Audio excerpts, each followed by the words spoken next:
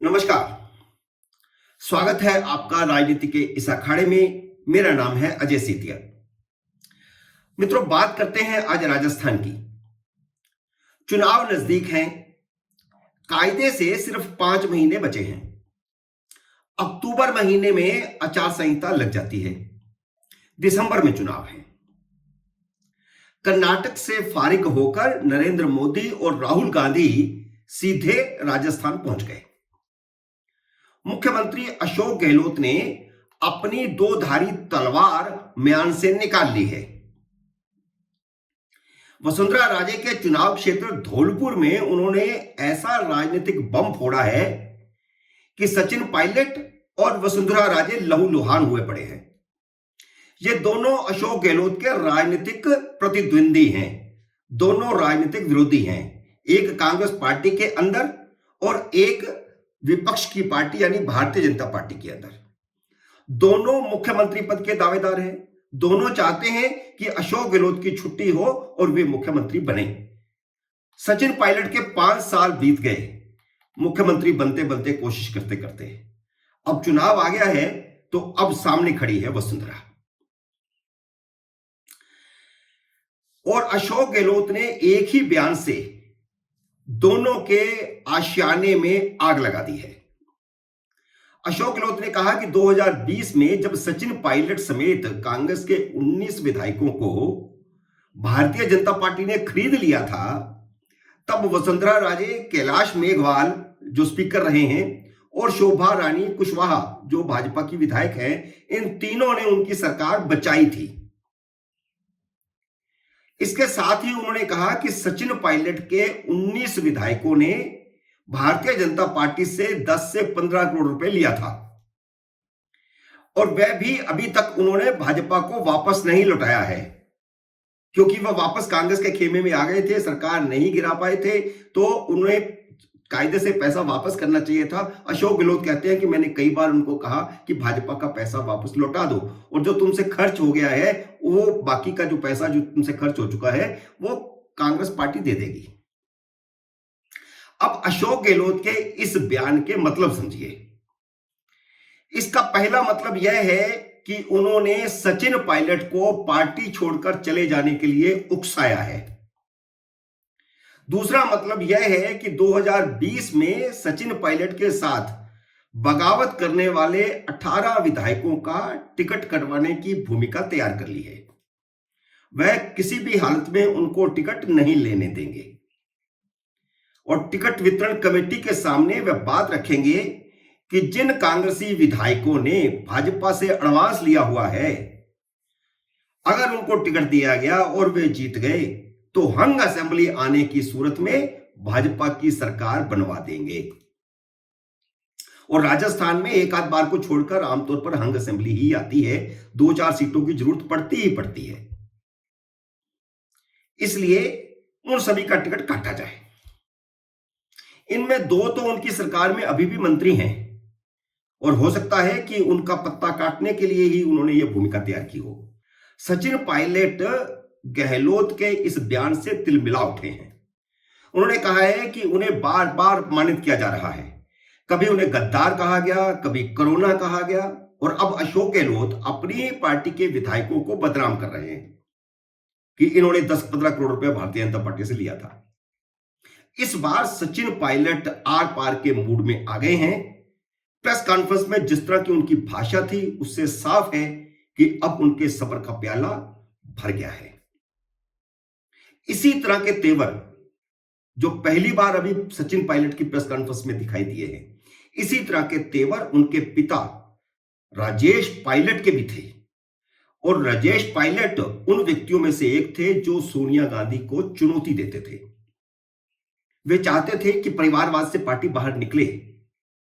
जब सोनिया गांधी कांग्रेस की अध्यक्ष चुनी जानी थी तो उस समय वह भी एक उम्मीदवार थे, लेकिन बाद में उन्होंने जतेंद्र प्रसाद के समर्थन में अपना नाम वापस ले लिया था। लेकिन वे कभी कांग्रेस छोड़कर नहीं गए, जबकि सचिन पायलट का सब्र का प्याला भर गया है और वह कांग्रेस छोड़कर नई पार्टी बनाने के बारे में सोच रहे हैं। यह पुख्ता खबर है। केजरीवाल मायावती और बेनीवाल के साथ मिलकर के तीसरा मोर्चा खड़ा करके चुनाव लड़ने की तैयारी कर रहे हैं और जल्दी ही वह यात्रा पर, भ्रमण पर निकलने वाले हैं। अब वसुंधरा राजे की बात कर लेते हैं। यह गहलोत के बयान का तीसरा मकसद है। अगर भारतीय जनता पार्टी वसुंधरा राजे को मुख्यमंत्री प्रोजेक्ट करके चुनाव लड़ती है तो भाजपा की जीत पक्की मानी जा रही है। इसलिए वह भाजपा आला कमान की नजरों में वसुंधरा की इमेज खराब करना चाहते हैं। अशोक गहलोत 2020 में ही सोनिया गांधी, राहुल गांधी और केसी वेणुगोपाल को कन्विंस कर चुके थे कि अमित शाह, धर्मेंद्र प्रधान और गजेंद्र सिंह शेखावत ने सचिन पायलट के साथ मिलकर उनका तख्ता पलट करने की साजिश रची थी। यह बात उन्होंने सार्वजनिक तौर पर भी कई बार कही है। ये तीनों मोदी कैबिनेट के सदस्य ही नहीं बल्कि कर्नाटक, मध्य प्रदेश और गोवा में ऑपरेशन कमल के आर्किटेक्ट हैं। राजस्थान में भी वे वसुंधरा राजे का पत्ता काटकर गजेंद्र सिंह शेखावत को मुख्यमंत्री और सचिन पायलट को उप मुख्यमंत्री बनवाना चाहते थे। कौन?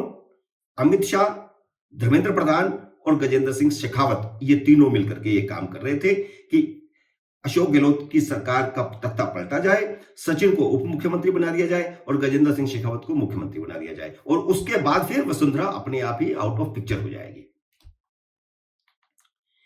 इसकी भनक मिलने के बाद कि ऐसी तैयारी भाजपा के भीतर चल रही है, वसुंधरा राजे कैंप के भाजपा विधायकों ने उनकी सरकार बचाने में मदद की। ये अब अशोक गहलोत का दावा है। हालांकि इस तरह की सुगबुगाहट उस समय भी 2020 में भी थी। अब यह कहकर वह अमित शाह को यह मैसेज देना चाहते हैं कि 2020 में उनका जो ऑपरेशन था उसको वसुंधरा राजे ने पलीता लगाया था। अब अगर मोदी और अमित शाह उनकी इस बात के बाद वसुंधरा राजे को मुख्यमंत्री प्रोजेक्ट नहीं करते हैं तो अशोक गहलोत का रास्ता साफ हो जाएगा, काफी आसान हो जाएगा। इसलिए अशोक गहलोत ने अपनी दो धारी तलवार को चारों तरफ घुमा दिया है और अपने दोनों विरोधियों को लहूलुहान कर दिया है। सचिन पायलट और वसुंधरा राजे दोनों ही इतने ज्यादा तिलमिला गए हैं कि अशोक गहलोत को दोनों ही झूठा और बेईमान बता रहे हैं। वसुंधरा राजे गहलोत के बयान का मतलब समझती हैं, इसलिए उनकी पहली प्रतिक्रिया यह आई है कि यह उनके खिलाफ साजिश है। गजेंद्र सिंह शेखावत ने भी गहलोत को झूठा कहा है। मित्रों, वैसे तो मध्य प्रदेश और छत्तीसगढ़ के चुनाव भी राजस्थान के साथ ही हैं, लेकिन राजस्थान नरेंद्र मोदी के लिए इज्जत का सवाल है क्योंकि पिछली बार वह खुद अपना एक चेहरा लेकर के राजस्थान में गए थे और राजस्थान में भाजपा हारी थी। इसलिए इस बार उनके लिए इज्जत का सवाल है। इसलिए कर्नाटक से निपटते ही वह राजस्थान में पहुंच गए, जहां उन्होंने नाथ द्वारा मंदिर में पूजा की और उसके बाद चुनाव अभियान का श्री गणेश कर दिया। फिर आबू रोड में पहुंच गए और 5500 करोड़ रुपए की केंद्रीय योजनाओं का लोकार्पण और शिलान्यास किया। और राहुल गांधी तो एक दिन पहले ही 8 मई को कर्नाटक में चुनाव प्रचार बंद हुआ और 9 मई को वह माउंट आबू पहुंच गए थे, जहां कांग्रेस का सर्वोदय संगम शिविर चल रहा था। अगले दिन प्रधानमंत्री नरेंद्र मोदी नाथद्वारा पहुंच गए, आबू रोड में उन्होंने पब्लिक मीटिंग की और उसके बाद वह भी माउंट आबू पहुंच गए। इस वीडियो में इतना ही। जल्द ही मिलते हैं अगले वीडियो में, तब तक नमस्कार। लेकिन अगर आपने मेरे इस YouTube चैनल को अब तक सब्सक्राइब नहीं किया तो कृपया सब्सक्राइब करें, घंटी का बटन भी दबाएं ताकि जैसे ही मेरा अगला वीडियो आए आपको सूचना आए। मिलते हैं जल्द ही अगले वीडियो में, तब तक नमस्कार।